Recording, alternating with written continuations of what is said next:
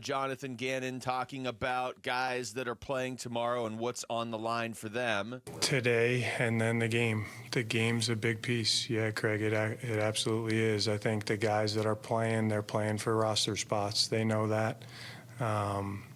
And so they're excited about the opportunity, and they'll play well. He elaborated on that just a little bit. There's a lot of good football players in a lot of rooms that are competing for not a lot of spots, you know.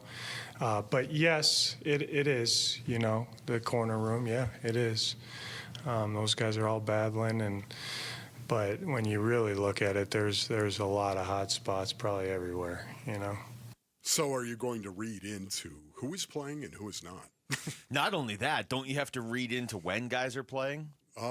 Yeah. At least a little bit. How can you not? Yeah, certainly anybody that's not playing, you feel like once you have the list of guys that aren't playing, don't you feel like you can say, well, that guy's not playing because he's on the team?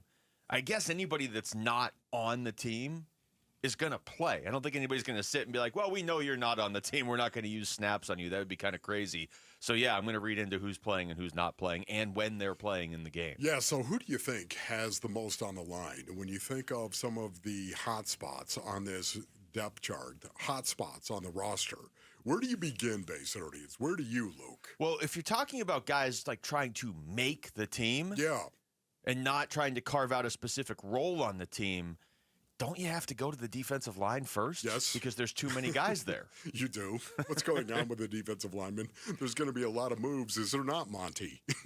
Monty Ossenfort's going to have to do some things.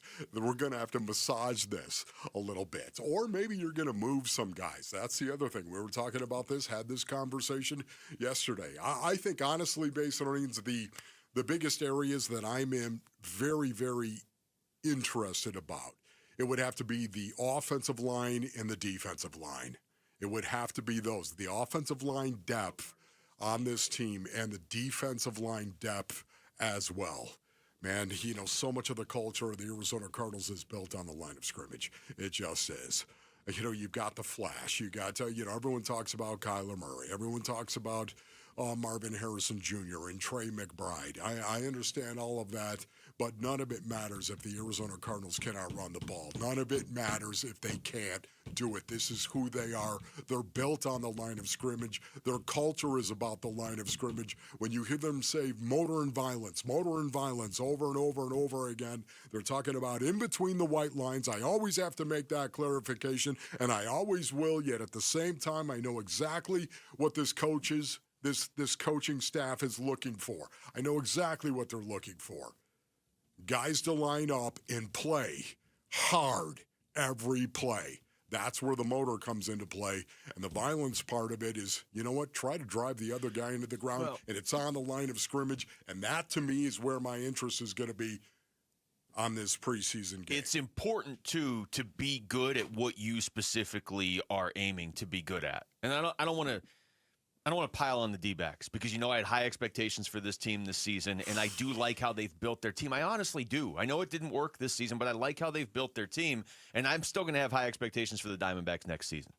But this season for the Diamondbacks has been a reminder of, you first and foremost, be good at what you are built to be good at. They were built to be good at pitching and defense. Yes. And that's ironically what bit them this season. So when you say, hey, the Cardinals, their culture is to be good in the trenches and do this and that, you're so right, because Marv could go out there and have a breakout year and the secondary could play better than people expect. But if they're not good in the trenches, it's not going to work because they are specifically built to be good in the trenches. There it is. It's not going to work, Luke.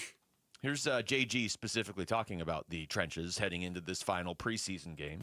I think collectively on the O-line, they're locked in. And honestly, the pieces have something to do with that too. Not that we didn't have the pieces, but like Jonah being back, Paris being his second year at left tackle, Fro being third year, haven't played a lot of ball. Isaiah now doesn't have the worries as a rookie, he's just playing football. It's good to see. And then, collectively, those guys have played with each other for a little bit, so I think there's some comfortability there. That, they're not going to wig out when they see something the first time they've probably seen it, so they know how to handle those things. It's a learning experience for those guys. But I think the O-line and D-line carries the flag on our mode of play, and I'm pleased where it's at. And it can always get better. I was yelling at Paris yesterday. I didn't like one of the ways that he finished the play. You can always get better at it, but they play the way that we want them to play. Oh, I love that. Everything he said right there. The only thing I can focus on is the fact he got after Paris I was going to say, Johnson Jr. sometimes you yell at Paris Johnson Jr. It's it's a great reminder, is it not, Paris? It's a great reminder. Don't ever lose sight of the fact you're never too many years in the league to not get yelled at from time to time. I love that. Sometimes you get yelled at because you're one of the best players on the team, and the coach knows you can handle it too. Isn't that right, BA? Whoever could you be referring to, Fitz? Yes. A guy who basically never made mistakes, but you knew that if you had to go to him in practice, you could do it because he was that good of a player and he could handle it. I mean, he wasn't going to break down emotionally over it. We got a lot of stuff. There's a Michael Carter cut here I want to play. Maybe we can play it later in the show because we got a very tight show today. Also, Gabriel Moreno has just been activated off the injured list. There we go. Nice. There we go. All right. Gabby, welcome back, Gabby. Some of that. Thanks for watching Wolf and Luke. Tap to see more and click the button in the middle to subscribe to Arizona Sports.